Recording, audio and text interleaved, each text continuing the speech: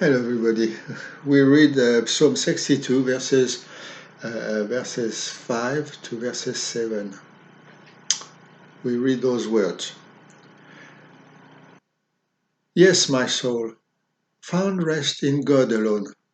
My help comes from Him. He alone is my rock and my salvation. He is my fortress. I shall not be shaken. My salvation and my honor depend on God. He is my mighty rock, my refuge. Amen. So the psalmist wrote, Yes, my soul. Now here is a man who communes with his soul. In all freedom, he speaks to himself. But he calls his soul to be attentive. Men that develop a good perception of what they see are those who exercise their eyes to fix, to analyze, to scrutinize, and study what they are looking at. With the habit of doing so, instinctively their eyes see in detail what, at first glance, we would not distinguish.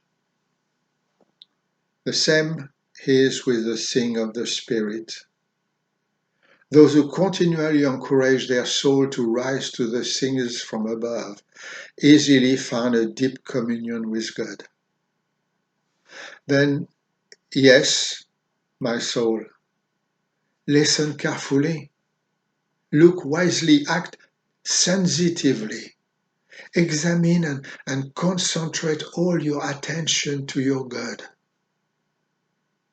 The yes, my soul in this text reminds us also of a loving mother who will help, protect, and surround her child when he is making his very first step.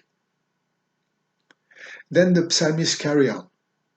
He is my rock, a cave, a hideout, a sanctuary. With that God we are safe, protected, sheltered, as it is written in Psalm 139, when David proclaimed, You surround me from front and back. You put your hand on me. So you see, this God is like a rampart, an invincible fortress. But we also found in this sentence the idea of being grabbed by this God. I am like a precious stone that he takes in the palm of his hand, which he gently closes so no one comes to take it. Did not Jesus promise no one will snatch them from my hand? So this is the explanation of the word rock. An invincible fortress, an impenetrable castle, a refuge, a shelter in which I can move safely. Then the psalmist had, is my salvation. Not only does this God protect me, but he strengthens me, fortifies me, supports me. The Lord is not satisfied just by protecting me, but he doesn't leave me in a state of weakness. He feeds me and helps me to develop myself in order to become spiritually an adult.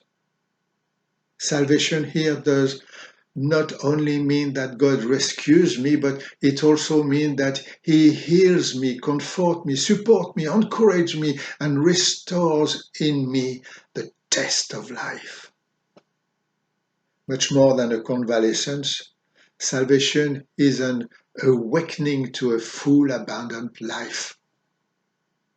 And here is a promise, having loved his own who were in the world, he loved them to the end.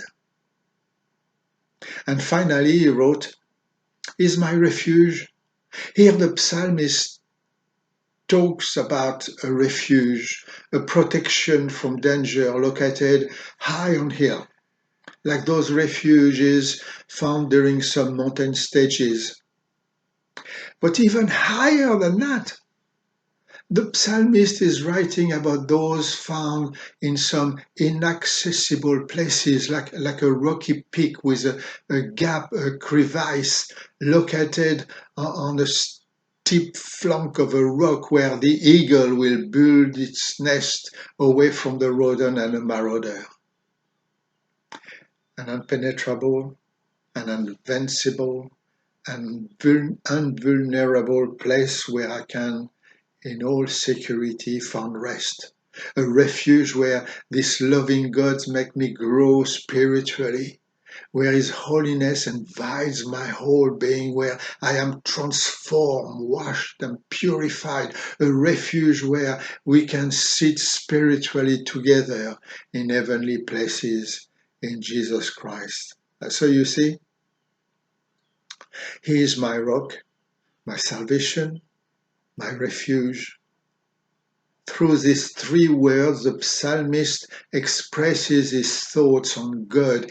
He is my protection, my shield, my security, my safekeeping quality that anyone can discover in this amazing God because He loves us all. But in this, yes, my soul, I also feel an idea of listening. So I say to my soul, do not fly, little soul. Just remain calm. Rest in the presence of your God in quietness and stillness. Let God advise you, guide you, and instruct you. Do not let your head encourages you to make plans, but let the Lord act in you and share with you His will in silence and peace. Do not be afraid. Do not worry, because from Him comes your hope. Love banishes all fears. And I tell you, Major Jacques, if God is your rock, your salvation, your high retreat, whisper my little soul to my heart during this contemplative exercise, what will happen? Well, I will not be shaken. Exactly. God bless you all, my friend.